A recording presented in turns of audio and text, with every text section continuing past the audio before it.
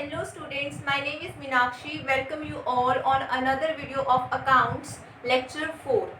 Before starting the video, I request you all, please subscribe my channel and press the bell icon to get all the notifications of new update videos.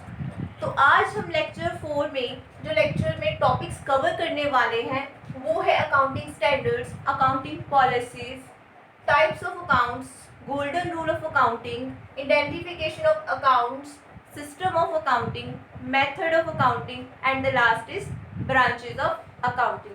I hope कि आपको lecture 3 जो मैंने आपको कल कराया था वो आपको अच्छे से समझ आया होगा. तो आज हम स्टार्ट करते हैं लेक्चर 4. तो गाइस जो फर्स्ट टॉपिक है दैट इज अकाउंटिंग स्टैंडर्ड्स. तो अकाउंटिंग स्टैंडर्ड की पहले डेफिनेशन डिस्कस करते हैं. Accounting standards are set of common policies, procedures, guidelines which are framed by any accounting body which should be followed so that there may be or there must be uniformity of accounting system. अब देखो बहुत सारी companies के बहुत सारे अलग अलग अपने जो अकाउंटिंग स्टैंडर्ड्स को फॉलो करते हैं. हर एक कंट्री का अपने अपने अकाउंटिंग स्टैंडर्ड्स हैं. ठीक है, तो इनको जो बनाती है, जो इनको फ्रेम करती है वो एक अकाउंटिंग बॉडी है. जैसे हमारे इंडिया में Indian institute of chartered accountant जो है वो इनको फ्रेम करता है. तो कंपनीज को ये कंपल्शन है कि इनको फॉलो करना ही करना है. अब देखो अकाउंटिंग स्टैंडर्ड को जब हम फॉलो करते हैं तो क्या है कि अगर यूनिफॉर्मिटी मेंटेन रहेगी. यूनिफॉर्मिटी मतलब कंसिस्टेंसी. मींस कि अगर मैं बोलूँ कि जैसे एक कंपनी जो है वो डेप्रिसिएशन में return down value method follow कर रही है और जो सेकंड कंपनी है वो डेप्रिसिएशन में स्ट्रेट लाइन मेथड फॉलो कर रही है, तो हम दोनों की कंपनीज के डाटा को मैच नहीं कर सकते, कंपेयर नहीं कर सकते. इसीलिए हर एक कंपनी के जब अकाउंटिंग स्टैंडर्ड वो सेम तरह के फॉलो करेगी, जैसे एक कंपनी भी स्ट्रेट लाइन मेथड फॉलो करेगी, सेकंड कंपनी भी, तो दोनों में कंपैरिजन करना यूजर्स के लिए बड़ा ही इजी होगा. ठीक है, तो बेसिकली अकाउंटिंग स्टैंडर्ड जो है वो institute of chartered accountant of India जो इंडिया के हैं उनके द्वारा बनाए गए हैं. ठीक है, तो ये कंपनीज को कंपल्शन है कि इनको फॉलो करना ही करना है. ठीक है, तो आगे इनको अगर मैं बोलूँ तो जो अकाउंटिंग स्टैंडर्ड्स है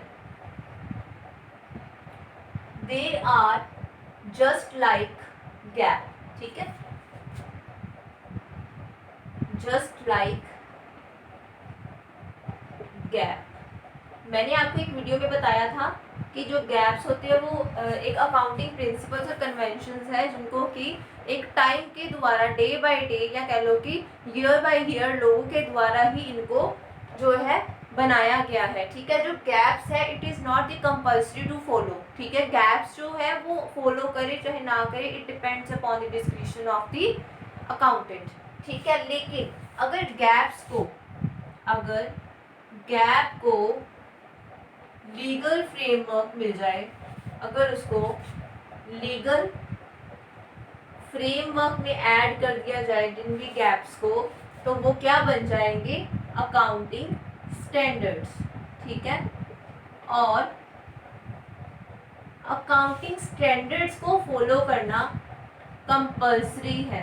ठीक है, तो हर एक कंपनी को इनको फॉलो करना ही करना है while preparing the financial statements.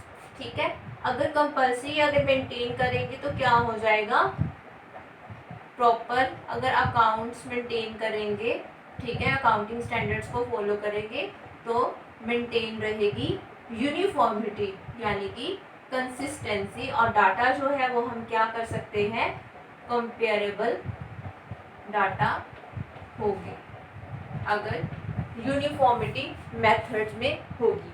ठीक है, तो अकाउंटिंग स्टैंडर्ड्स जो है वो हर एक कंपनी को फॉलो करने चाहिए. ठीक है, in order to maintain the uniformity of the accounting system.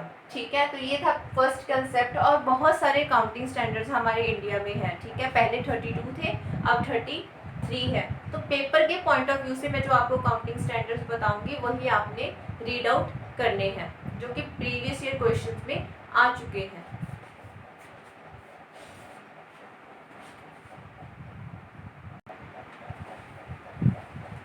ये कुछ अकाउंटिंग स्टैंडर्ड्स है जो बहुत ही इम्पॉर्टेंट है. Accounting standard first, disclosure of accounting policies.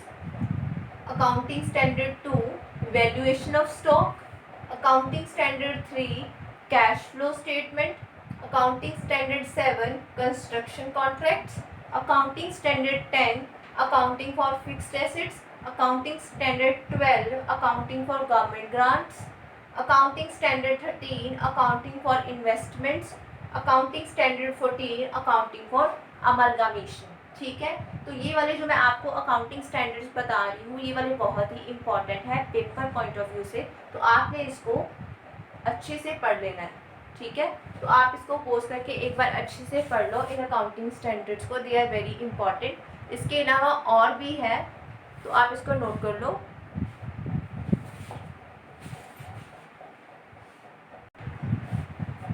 इसके अलावा जो मैंने आपको पहले अकाउंटिंग स्टैंडर्ड्स बताए हैं, तो इसके अलावा कुछ और अकाउंटिंग स्टैंडर्ड्स है, जैसे कि अकाउंटिंग स्टैंडर्ड 15 एम्प्लॉय बेनिफिट्स के लिए, अकाउंटिंग स्टैंडर्ड 20 अर्निंग पर शेयर के लिए, उसके बाद accounting standard 21 consolidated financial statements के लिए, और 22 accounting for taxes on income, 25 interim financial reporting, और 26 इंटेंजिबल एसेट्स, और 28 इम्पेयरमेंट ऑफ एसेट्स, और एक रह गया था अकाउंटिंग स्टैंडर्ड 9 रेवेन्यू रिकग्निशन। बस यही कुछ अकाउंटिंग स्टैंडर्ड है जो बहुत ही इम्पॉर्टेंट है।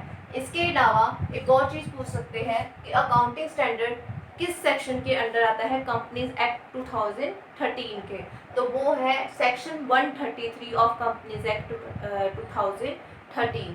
तो ये कुछ अकाउंटिंग स्टैंडर्ड्स थे जो कि आपको एग्जाम्स में पूछे जा सकते हैं। ठीक है, तो आप इसको नोट कर लो, वीडियो को पोस्ट करके आप इसको अच्छे से पोस्ट करके आप इसको अच्छे से देख लेना। ये कुछ accounting standards are very important. ठीक है,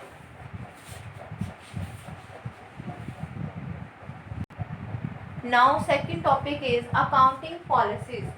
ठीक है, कुछ अकाउंटिंग पॉलिसीज होती है जो बिजनेस या कंपनीज वालों को फॉलो करनी पड़ती है while preparation of the financial accounts.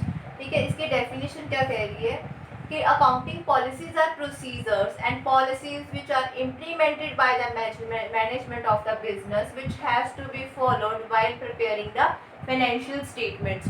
अब बहुत सारी कंपनीज की जो पॉलिसीज है, प्रोसीजर्स हैं, ठीक है, वो मैनेजमेंट को अप्लाई करके उन पॉलिसीज को अपने टारगेट्स को अचीव करना पड़ता है, उनको रिकॉर्ड करना पड़ता है, और उन पॉलिसीज को फॉलो करके उनको अपने फाइनेंशियल जो स्टेटमेंट्स हैं उनको प्रिपेयर करना पड़ता है। ठीक है, अब देखो ये कौन इम्प्लीमेंट करती है, मैनेजमेंट। अकाउंटिंग पॉलिसीज के साथ कौन डील करती है, मैनेजमेंट। ठीक है, इसकी एग्जाम्पल क्या है, जैसे वैल्यूएशन ऑफ इन्वेंट्री, कि इन्वेंट्री जो है वो किस बेसिस पे आपने वैल्यूएट करनी है। ठीक है, वैल्यूएशन किस पार्ट पे करनी है, कॉस्ट प्राइस पे करनी है, मार्केट प्राइस पे करनी है, कौन सा मेथड जो है वो फॉलो करना है। तो valuation of inventories accounting policy एक है मेथड ऑफ डेप्रीसिएशन, कि आप डेप्रीसिएशन को प्रिपेयर करते टाइम, उसको चार्ज करते टाइम आप कौन सा मेथड फॉलो कर रहे हैं, तो ये भी एक अकाउंटिंग पॉलिसी में आती है। ठीक है, तो ये तो थी अकाउंटिंग पॉलिसीज की डेफिनेशन। ठीक है, अब अकाउंटिंग पॉलिसीज जो है, अकाउंटिंग पॉलिसीज सेकंड टॉपिक था। अब हम थर्ड टॉपिक आगे करेंगे, मेथड ऑफ अकाउंटिंग।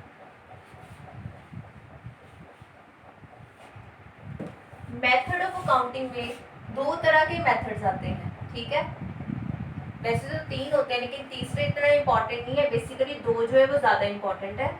ठीक है, और मैं आपको थर्ड का भी डेफिनेशन अच्छे से बता देती हूँ, एक्सप्लेन कर दूँगी इसको भी। अब देखो फर्स्ट जो मेथड है दैट इज अक्रूवल बेसिस। ठीक है, और सेकंड क्या है, मेनली कैश बेसिस।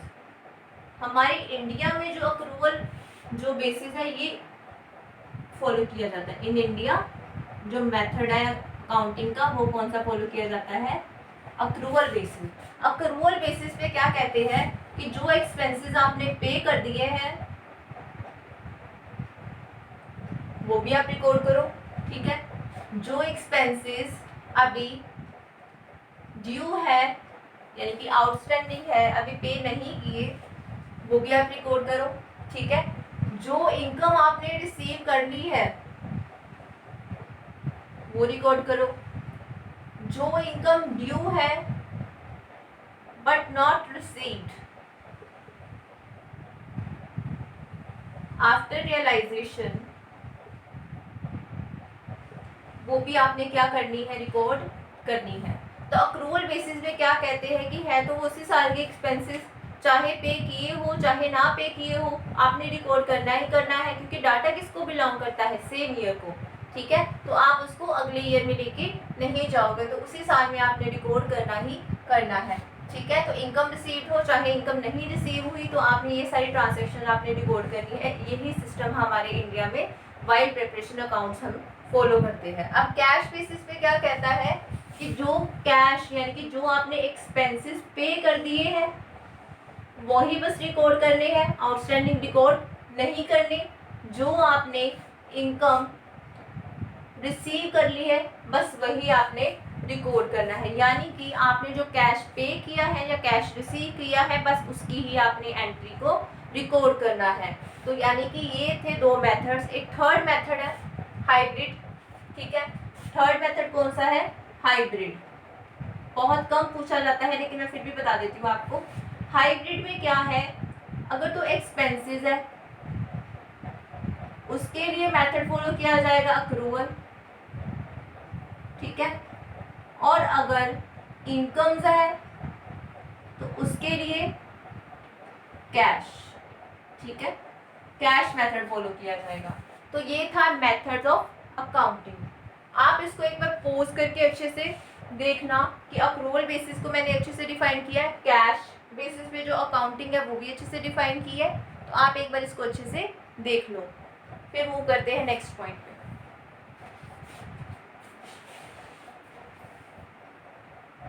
तो नेक्स्ट कंसेप्ट है सिस्टम ऑफ अकाउंटिंग। ठीक है, सिस्टम ऑफ अकाउंटिंग का क्या मतलब है कि इसमें दो तरह के सिस्टम जो है वो फॉलो किए जाते हैं। ठीक है, डबल एंट्री सिस्टम जिसमें कि हर एक ट्रांसैक्शन का क्या है, डुअल एस्पेक्ट है। Every transaction involves two accounts और टू पार्टीज। ठीक है, हर एक ट्रांसैक्शन में कम से कम दो जो है ट्रांसैक्शन के एस्पेक्ट है। ठीक है, वन जिसमें से एक को हम डेबिट करेंगे दूसरे को हम क्रेडिट करेंगे। उसके अलावा सिंगल एंट्री सिस्टम ये सिर्फ रिकॉर्ड करता है वन एस्पेक्ट को। अगर तो कैश आया है तो डेबिट हो जाएगा, अगर कैश गया है तो क्रेडिट हो जाएगा। ये सेकंड एस्पेक्ट को रिकॉर्ड नहीं करता। लेकिन इंडिया में जो सिस्टम ऑफ अकाउंटिंग फॉलो किया जाता है that is double entry system. तो आपको ये भी क्वेश्चन पुट कर सकते हैं कि इंडिया में जो सिस्टम ऑफ अकाउंटिंग फॉलो किया जाता है वो कौन सा है, डबल सिस्टम अकाउंटिंग सिस्टम और single entry system, both and none of these. ठीक है, तो आपको ऐसे क्वेश्चन में पुट कर सकते हैं। तो यानी कि इस हमारे इंडिया में कौन सा एंट्री सिस्टम जो अकाउंटिंग का जो फॉलो किया जाता है that is double entry system. ठीक है, उसके बाद हम नेक्स्ट टॉपिक करेंगे। तो ये हो गया आपका सिस्टम ऑफ अकाउंटिंग।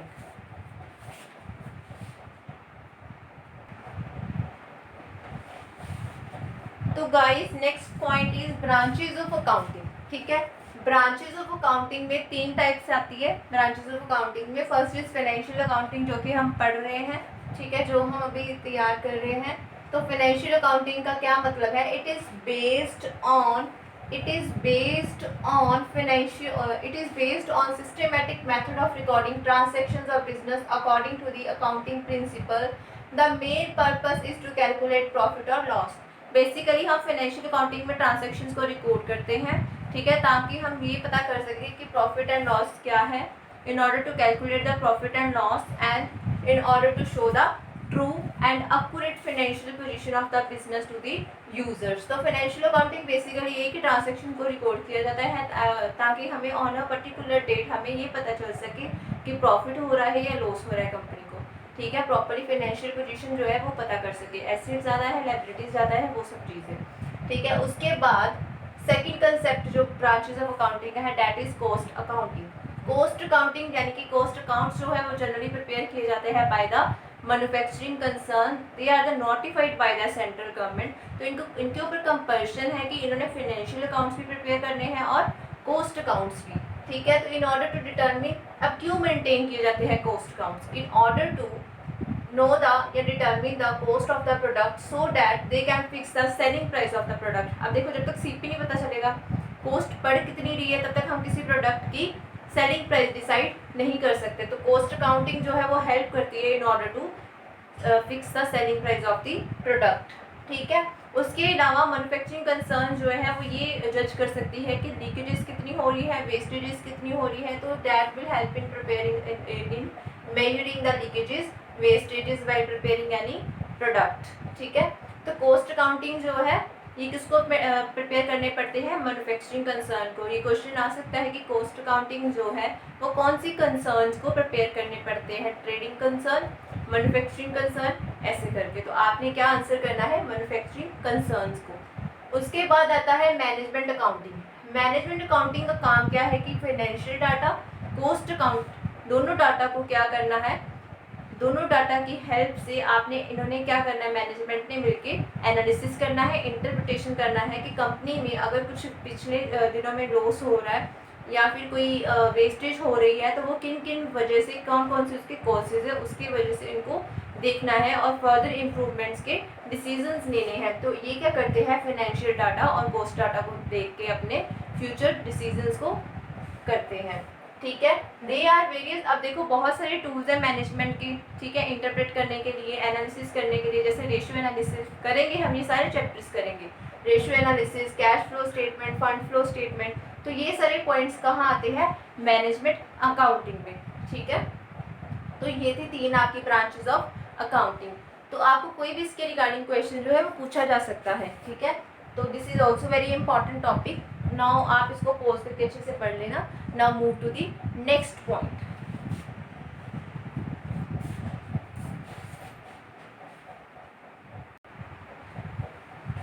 तो guys next topic is accounting cycle.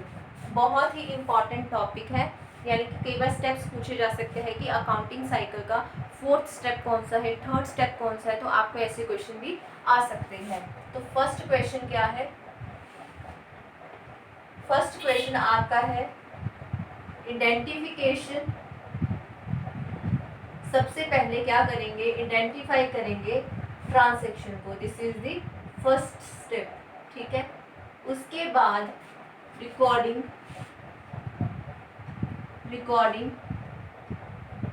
Of transactions. Second step is record करेंगे ट्रांजैक्शन को। Third step is posting to the ledger. Record करके हम ट्रांजैक्शन को पोस्ट कर देंगे लेजर में। उसके बाद कैलकुलेट करेंगे अनएडजस्टेड ट्रायल बैलेंस। ये आपने सारा कुछ आपने प्रैक्टिकली भी सॉल्व करना है बाय स्टेप। ठीक है, कैलकुलेट करनी है अनएडजस्टेड ट्रायल बैलेंस, देन क्या करेंगे, मेक करेंगे एडजस्टमेंट एंट्रीज करेंगे। ठीक है, एडजस्टमेंट एंट्रीज के बाद क्रिएट हो जाएगा एडजस्टेड ट्रायल बैलेंस। ठीक है, ट्रायल बैलेंस के बाद क्या हो जाएगा, क्रिएट फाइनेंशियल स्टेटमेंट्स। ठीक है, फाइनेंशियल स्टेटमेंट्स को प्रिपेयर करेंगे और लास्ट में क्या करेंगे, मेक क्लोजिंग एंट्रीज। तो ये आपका लास्ट स्टेप था। ठीक है, तो फर्स्टली क्या करेंगे, ट्रांजैक्शन को आइडेंटिफाई करेंगे, जर्नल में पोस्ट करेंगे ट्रांजैक्शन, उसके बाद हम पोस्ट कर देंगे लेजर में। उसके बाद अनएडजस्टेड ट्रायल बैलेंस होगा जिसमें अभी एडजस्टमेंट्स बाकी होगी। उसके बाद 5th स्टेप पे हम ट्रांजैक्शन में एडजस्टमेंट एंट्रीज करेंगे, देन ट्रायल बैलेंस आ जाएगा एडजस्टेड। उसके बाद आपने फाइनेंशियल स्टेटमेंट्स को प्रिपेयर करना है और लास्ट में अपने क्लोजिंग एंट्रीज को पास कर देना है। ठीक है, तो this is the accounting cycle. Now move to the next concept.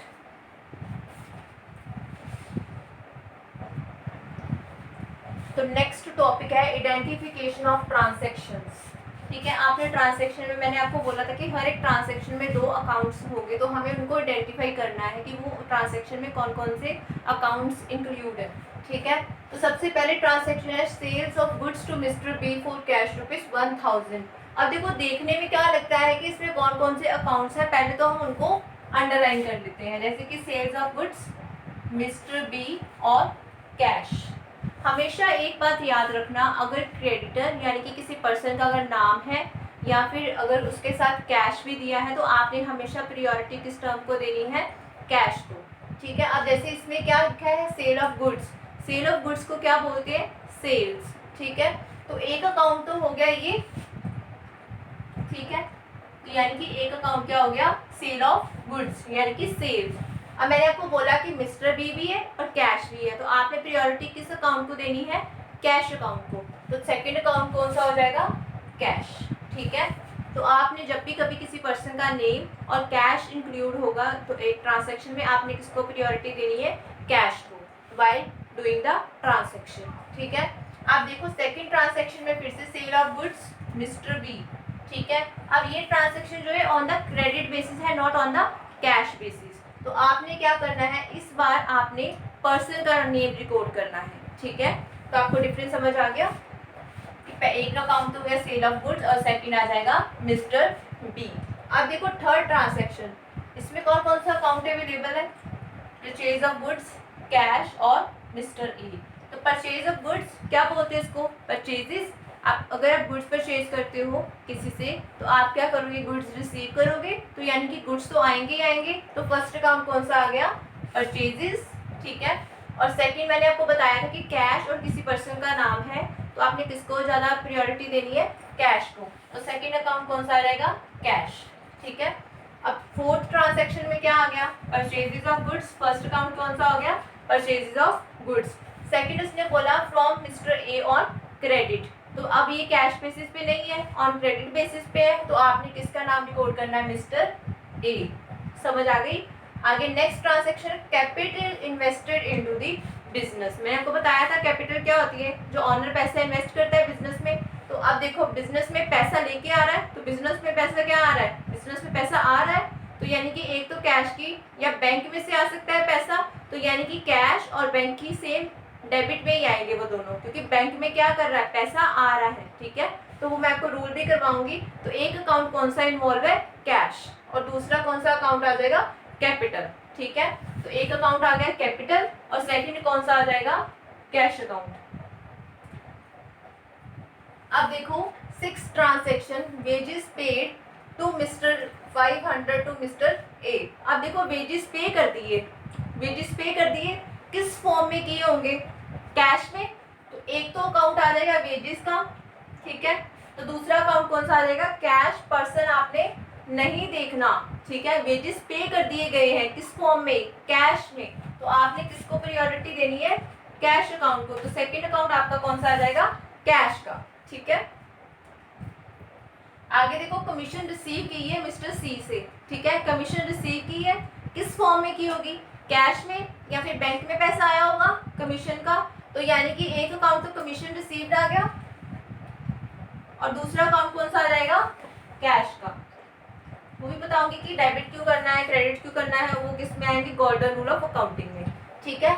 आगे कैश पे किया है राहुल को, अब कैश किसको पे किया है, राहुल को, ठीक है। अब परचेज सेल्स ऐसा कुछ भी नहीं है तो कैश इन्वॉल्व हो जाएगा, ठीक है। और रिसीव यानी कि किसको आपने दिया है, पर्सन को, राहुल को। तो इस केस में कैश एक अकाउंट आ गया और सेकंड कौन सा आ गया, राहुल। उसके बाद लैंड एंड बिल्डिंग परचेज्ड। एक बात हमेशा याद रखना कि जो गुड्स है उसी के लिए सेल्स और परचेजेस वर्ड हम यूज करेंगे। लैंड एंड बिल्डिंग कोई गुड्स नहीं है, लैंड एंड बिल्डिंग एक एसिड है, तो आप इसका नाम ऐसे ही रिकॉर्ड करोगे। तो एक अकाउंट कौन सा आ गया, लैंड एंड बिल्डिंग, और सेकेंड अकाउंट आ गया कैश, ठीक है। तो ये था आइडेंटिफिकेशन ऑफ ट्रांसैक्शन, बहुत ही इंपॉर्टेंट है। आगे मैं आपको और भी अकाउंट्स की बता दूंगी कि आपको कहीं भी कोई डाउट नहीं रहेगा कि इस अकाउंट को कैसे डेबिट करना है, किसको क्रेडिट करना है, वो हम आगे पढ़ेंगे टाइप्स ऑफ अकाउंट्स में। तो आप इसको पॉज करके अच्छे से देखो, इसको 2-3 मिनट लगाओ, ठीक है। बहुत ही इंपॉर्टेंट पार्ट है, हमें अगर हमें ये समझ आएगा तो आगे हम फर्दर मूव करेंगे जर्नल और लेजर में नेक्स्ट वीडियो में, ठीक है।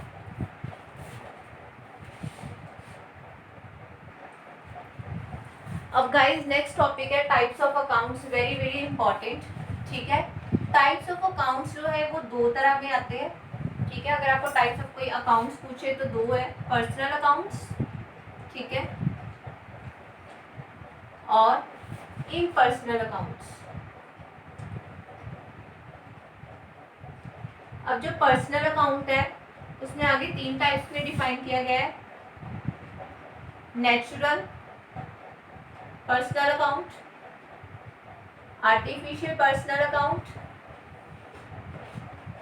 और last is representative personal account. इसको ब्रीफ में ही समझना, बहुत आसानी से आप समझ लोगे, ठीक है। नेक्स्ट टॉपिक इज जो इम्पर्सनल है, उसको भी दो पार्ट्स में डिवाइड किया गया है, real account and nominal account.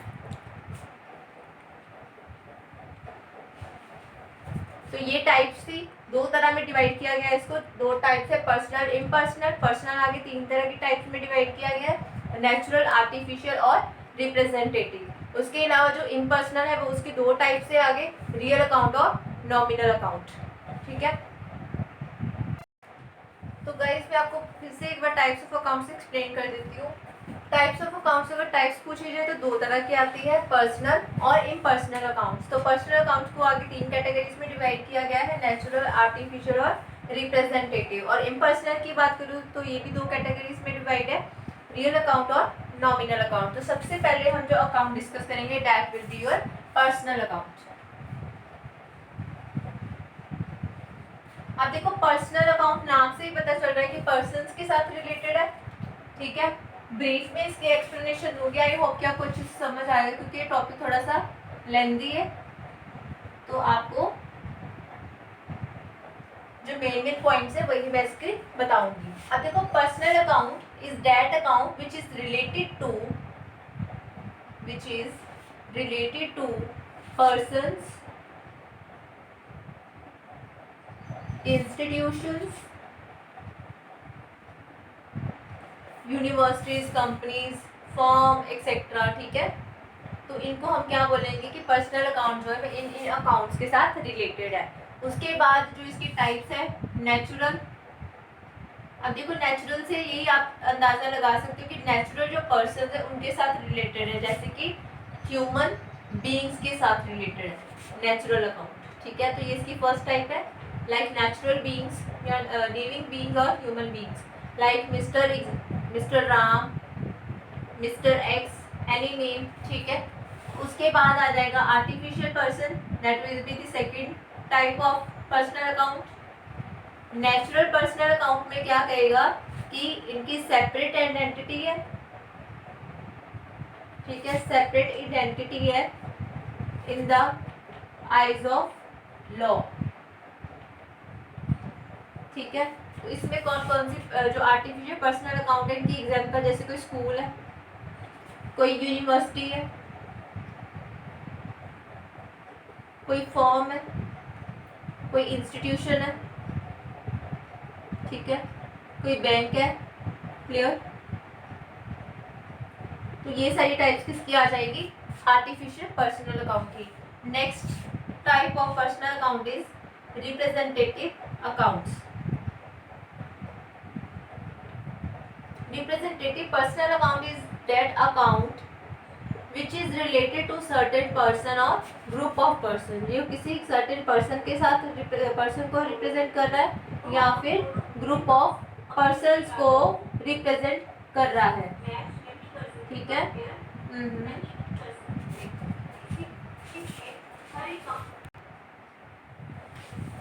अब देख सकते हो रिप्रेजेंटेटिव पर्सनल अकाउंट, अब इसकी एग्जांपल क्या है, आउटस्टैंडिंग, कोई एक्सपेंस है वो रिप्रेजेंटेटिव पर्सनल में आएगा, किसी को भी एक्सपेंस पे करना है, ठीक है, तो किसी को पे करना है, किसी पर्सन को रिप्रेजेंट कर रहे हैं, ठीक है। उसके अलावा कोई प्रीपेड एक्सपेंस है, पहले से ही पे कर दिया, ठीक है, किसी पर्सन को या किसी ग्रुप ऑफ पर्सन को। उसके बाद इनकम रिसीव्ड इन एडवांस, जिसको हम accrued income received in advance की एडवांस में ही आपने रिसीव कर ली। और लास्ट इज अक्रूड इनकम। तो हमेशा जब भी ये चार वर्ड्स आए आपके, फोर वर्ड्स आपके कभी भी पहले आए, income received in advance, outstanding, prepaid, accrued word आए, तो ये किस में जाएंगे, रिप्रेजेंटेटिव पर्सनल अकाउंट के, यानी कि ये पर्सनल अकाउंट की टाइप्स है, ठीक है। तो आप इसकी एक एग्जांपल और इसका रूल पढ़ लेते हैं, आप इसको एक बार पोस्ट करके अच्छे से लिख लेना, ठीक है, नोट कर लेना। मैं नेक्स्ट जो इसका पॉइंट है, इसकी एग्जांपल और इसका रूल जो वो डिफाइन कर देती हूँ आपको।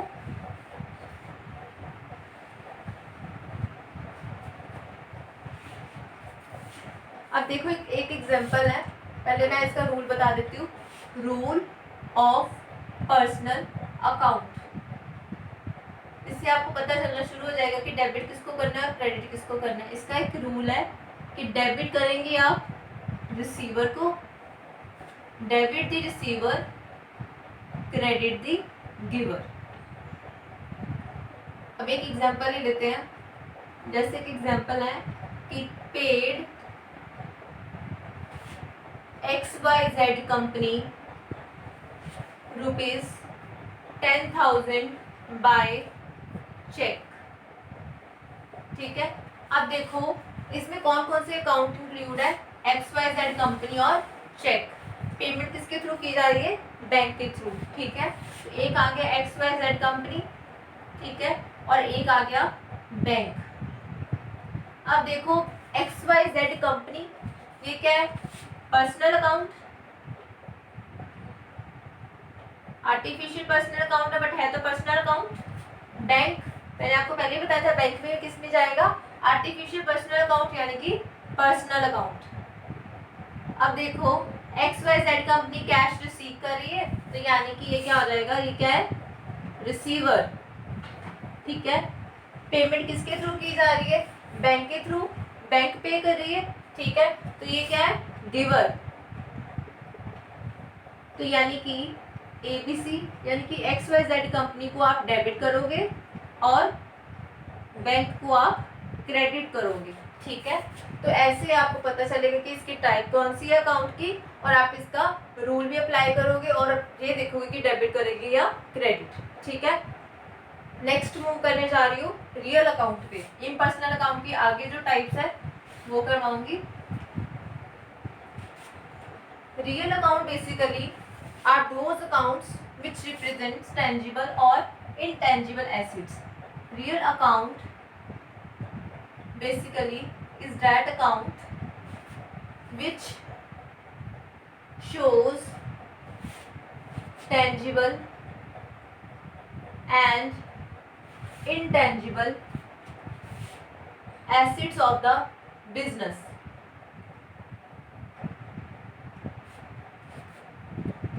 ठीक है, टेंजिबल एसेट्स में जो कवर करेंगे, टेंजिबल जो होते हैं, tangible items are those which can be seen और टच्ड। इनटेंजिबल कौन सी आ जाएगी, जिसको हम सीन नहीं कर सकते और जिसको हम टच नहीं कर सकते, those item which can't be seen and touched. ठीक है, टेंजिबल आइटम्स की जो एग्जांपल है, टेंजिबल एसेट्स जो which can be scene and touched. ठीक है, इसकी एग्जाम्पल कर लेते हैं। इसकी एग्जाम्पल आ जाएगी land and building, plant and machinery. ठीक है, उसके अलावा फर्नीचर एक्सेट्रा, और भी बहुत सारे टाइप्स है। ठीक है, उसके बाद इनटेंजिबल एसेट्स जो हम देख नहीं सकते, फील नहीं कर सकते। ठीक है, वो सब जैसे कि गुडविल। गुडविल क्या होती है, that will be termed as a reputation of the business. ठीक है, अब रेपुटेशन बिजनेस की जो इमेज है वो फील की जा सकती है, उसको देख नहीं सकते, सुन नहीं सकते। ठीक है, देख नहीं सकते और टच नहीं कर सकते। ठीक है, तो गुडविल क्या है, अगर आपकी कंपनी की इमेज बहुत अच्छी है तो वो फील की जा सकती है। ठीक है, ना कि टच की जा सकती है। ठीक है, उसके अलावा पेटेंट। ठीक है, अब पेटेंट क्या है, जैसे एक सोल राइट है मेरा किसी के ऊपर, जैसे मैं एग्जांपल दे दूँ बाला फिल्म्स है। ठीक है, जो अपने सीरियल्स स्टार प्लस पे पेश करती है, तो वो उसका पेटेंट राइट है, उसके सीरियल्स को कोई और कॉपी करके नहीं दिखा सकता। ठीक है, तो पेटेंट एक जो सोल राइट है वो अपनी मर्जी से कभी भी किसी को, चाहे वो रेंट पे उसको यूज करने के लिए दे सकता है, अदरवाइज कोई भी इसको इलीगली यूज नहीं कर सकता। तो these are the patent rights. वो भी क्या है, टच तो नहीं कर सकते ना। ठीक है, तो वो एक नाम है, शो कर रहे हैं कि हाँ भाई ये इसका पेटेंट राइट है। ठीक है, अब रियल अकाउंट का जो रूल है अकाउंटिंग का वो पढ़ेंगे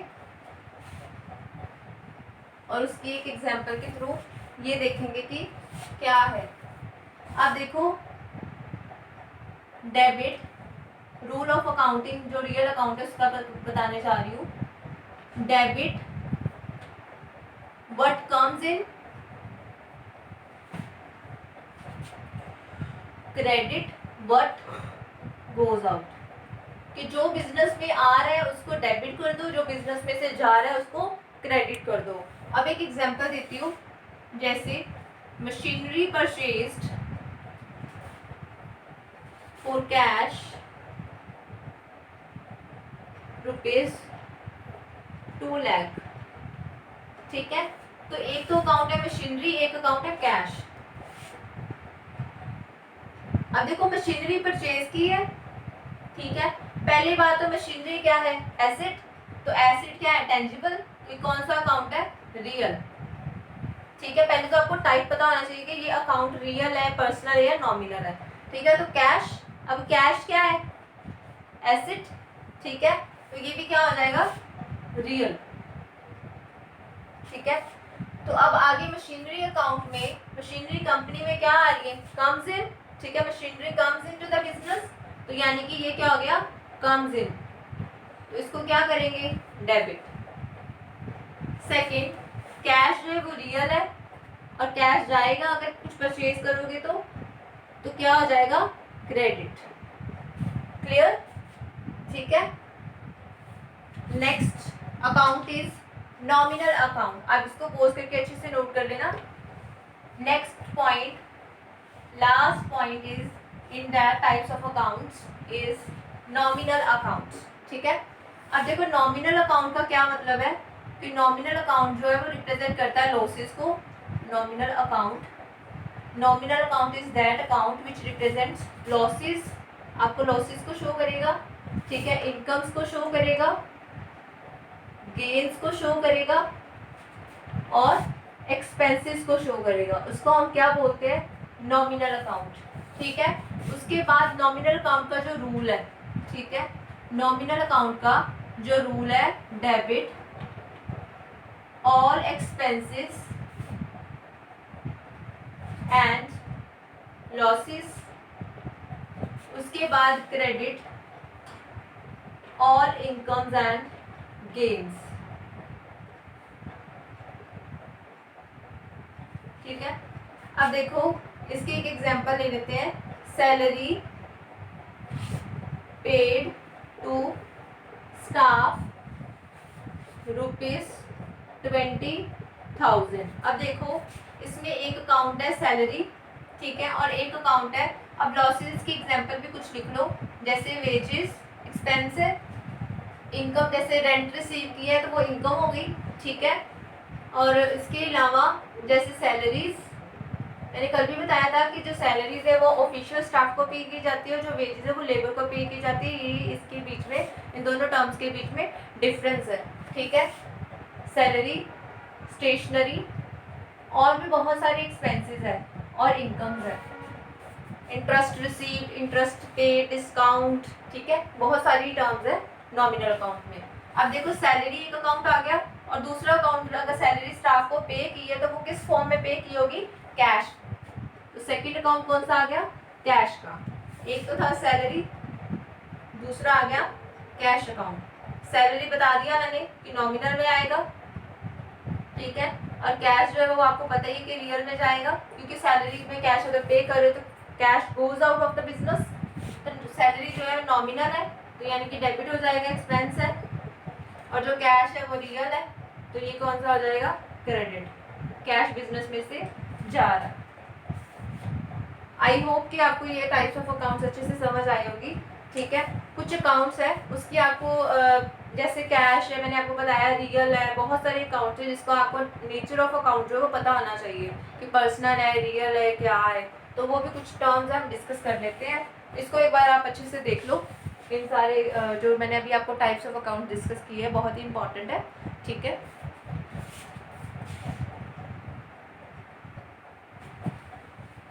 तो गाइस मैंने अभी आपको क्या क्या जो भी मैंने आपको टॉपिक्स डिस्कस किए हैं, आई होप आपको अच्छे से समझ आ गए होंगे, ठीक है। तो अभी मैंने आपको टाइप्स ऑफ अकाउंट्स बताए हैं, आइडेंटिफिकेशन ऑफ ट्रांजैक्शन, ये जो दो टॉपिक है ये बहुत इंपॉर्टेंट है, अगर आप आगे जाके जर्नल और लेक्चर हम आगे करेंगे प्रैक्टिकल में भी, तो आपको ये टर्म्स जो है बहुत अच्छे से कंसेप्ट जो है वो क्लियर होने चाहिए। अभी मैंने आपको जो टाइप्स ऑफ अकाउंट्स किए हैं वो आप अच्छे से समझ लेना, और इसकी जो एग्जांपल्स है, बहुत सारी एग्जांपल्स है जो हम आगे जो ट्रांसैक्शन जब हम परफॉर्म करेंगे, जब ट्रांसैक्शन का क्वेश्चन करेंगे तो आप उनकी आइडेंटिफिकेशन ऑफ ट्रांसैक्शन पता होना चाहिए कि उस ट्रांसैक्शन का नेचर क्या है। तो इसके कुछ टर्म्स जो है, कुछ जो आगे जो फर्दर मैं आपको कुछ करवाऊंगी वो हम आगे क्या करेंगे, नेक्स्ट वीडियो में कंटिन्यू करेंगे।